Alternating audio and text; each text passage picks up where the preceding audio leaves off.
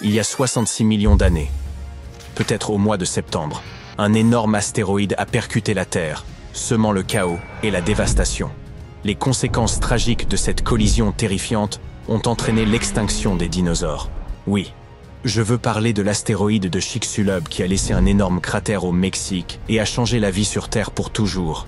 Aujourd'hui, il s'avère que ce n'est pas la seule roche cosmique à avoir frappé notre planète à cette époque. Les scientifiques viennent de confirmer l'existence d'un autre astéroïde.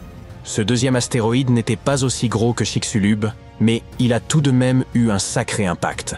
Il s'est écrasé au large des côtes de l'Afrique de l'Ouest, s'enfonçant dans l'océan et laissant derrière lui un cratère, le cratère Nadir. Et croyez-moi, ses effets sont loin d'avoir été insignifiants. L'impact a été si puissant qu'il a déclenché un véritable tsunami. Ces vagues se sont dressées à plus de 790 mètres de hauteur, soit presque la taille de Burj Khalifa, la plus haute structure jamais construite par l'homme. Mais comment en sommes-nous arrivés à la conclusion qu'il y avait eu un deuxième impact? Wisden Nicholson, de l'université Heriot-Watt, a repéré le cratère Nadir en 2022. Le docteur Nicholson examinait des images à haute résolution du plancher océanique lorsqu'il a remarqué une énorme dépression de 9 km de large, sous près de 305 mètres d'eau. Il a pensé qu'il pouvait s'agir d'un cratère d'impact d'astéroïdes, mais à l'époque, les preuves dont il disposait n'étaient pas suffisamment solides. Aujourd'hui, les scientifiques ont confirmé qu'il s'agissait bien d'un cratère. Un deuxième astéroïde a bel et bien frappé la Terre à l'époque de l'extinction des dinosaures. Voyons maintenant comment ils ont compris cela. Tout d'abord, il y a eu ces images sismiques 3D de très haute résolution. Elles ont permis aux chercheurs de séparer les couches du plancher océanique et d'obtenir une vue parfaitement nette du cratère.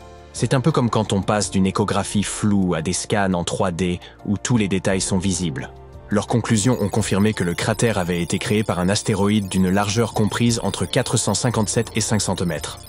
L'impact a été si intense qu'il a produit un pic central, formé des crêtes autour du cratère et même endommagé une zone périphérique de plusieurs milliers de kilomètres. À l'aide de ces images très détaillées, les scientifiques ont réussi à reconstituer ce qui s'est passé juste après que l'astéroïde a heurté la surface de notre planète. Il a d'abord percuté l'océan, créant un premier cratère en forme de cuvette. Au fur et à mesure que l'onde de choc s'est propagée, les fonds marins ont été si violemment secoués qu'il y a eu plusieurs glissements de terrain. Les sédiments meubles entourant le cratère se sont effondrés vers l'intérieur, créant un rebord bien visible. Comme vous le savez déjà, l'impact a également déclenché un tsunami dont la puissance a été telle que les vagues ne se sont pas contentées de s'étendre vers l'extérieur, mais se sont retournées vers le cratère, laissant d'énormes cicatrices sur le fond océanique. Et il ne s'agissait pas d'une seule grande vague. Non, il y en a eu toute une série, une succession de tsunamis détruisant tout sur leur passage. Ce deuxième impact d'astéroïde est un événement majeur pour les scientifiques. C'est une occasion rare pour eux d'étudier un cratère d'impact marin dans ses moindres détails. Il n'existe qu'une vingtaine de cratères marins confirmés dans le monde, et aucun d'entre eux n'a été observé avec une telle précision. En outre, ces données permettent aux scientifiques de tester de nouvelles idées sur la formation des cratères en milieu aquatique. Contrairement aux cratères terrestres, les cratères marins sont cachés sous des couches de sédiments, ce qui les rend difficiles à étudier. Mais grâce à cette nouvelle imagerie en 3D, nous pouvons observer le cratère sur toutes ses couches. C'est comme si l'on coupait un gâteau pour voir de quoi il est fait. Le docteur Nicholson et son équipe rêvent maintenant de réaliser des forages dans le cratère afin de prélever des échantillons dans les profondeurs du plancher océanique. Cela leur permettrait de mesurer la pression de choc lors de l'impact et de comprendre ce qui s'est passé dans les minutes, les heures et les jours qui ont suivi la collision. Bien entendu, l'astéroïde de Chicxulub reste la vedette de l'extinction des dinosaures. Ce voyageur de l'espace était gigantesque. Il mesurait entre 10 et 14 km de large. Il a heurté la Terre sous un angle dévastateur, projetant des roches et des gaz vaporisés dans l'atmosphère. Il a provoqué un hiver d'impact qui a duré 15 ans, car tous ces éléments ont bloqué le Soleil et plongé la Terre dans l'obscurité. Le plus intriguant, c'est que certains experts pensent que l'astéroïde Nadir pourrait en fait être un fragment de Chicxulub qui se serait détaché avant que ce dernier ne percute la Terre. Ce n'est encore qu'une théorie, mais si c'est vrai, cela pourrait signifier que notre planète a été victime d'un impact double en provenance de l'espace. Remontons maintenant dans le temps, jusqu'en 1908 et en Sibérie. Regardez autour de vous, vous ne voyez rien d'autre que des arbres et des rivières. Et soudain, un énorme objet, d'un diamètre de 45 à 90 mètres, traverse l'atmosphère terrestre. Est-ce une comète? Un astéroïde? Les scientifiques n'en sont pas sûrs. Ce dont ils sont sûrs, c'est que cet intrus a explosé dans le ciel de la Tunguska, provoquant l'une des plus puissantes explosions de l'histoire. Il a complètement rasé la forêt en contrebas, abattant 80 millions d'arbres sur une superficie d'environ 2150 km². C'est une superficie supérieure à celle de villes comme Los Angeles ou New York. Les arbres ont été littéralement aplatis et leurs troncs dépouillés de leurs branches. Autour de l'épicentre, ils formaient un étrange motif radial. Et si cette explosion s'était produite au-dessus d'une ville? Tous les bâtiments auraient été détruits et d'innombrables vies auraient été perdues. Heureusement, cette catastrophe s'est produite dans une région très reculée de la Sibérie. Mais le plus effrayant, lorsque les scientifiques sont finalement arrivés dans la région des années plus tard, ils n'ont trouvé aucun cratère d'impact. Il n'est donc pas étonnant que le mystère reste entier.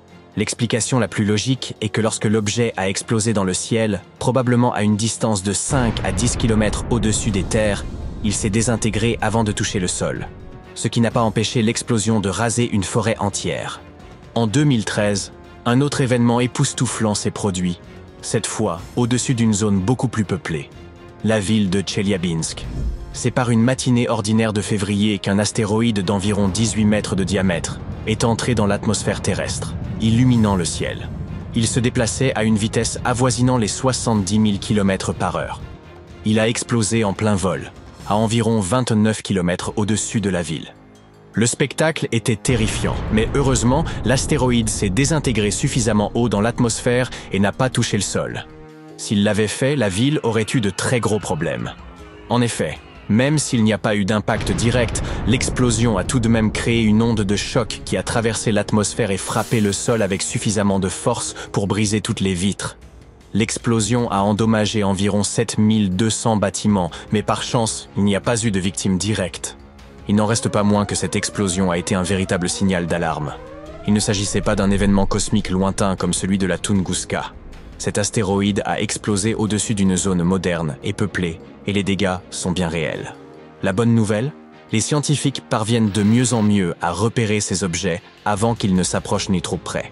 Les agences spatiales du monde entier, comme la NASA, suivent à la trace les objets géocroiseurs afin de déterminer ceux qui pourraient présenter un risque.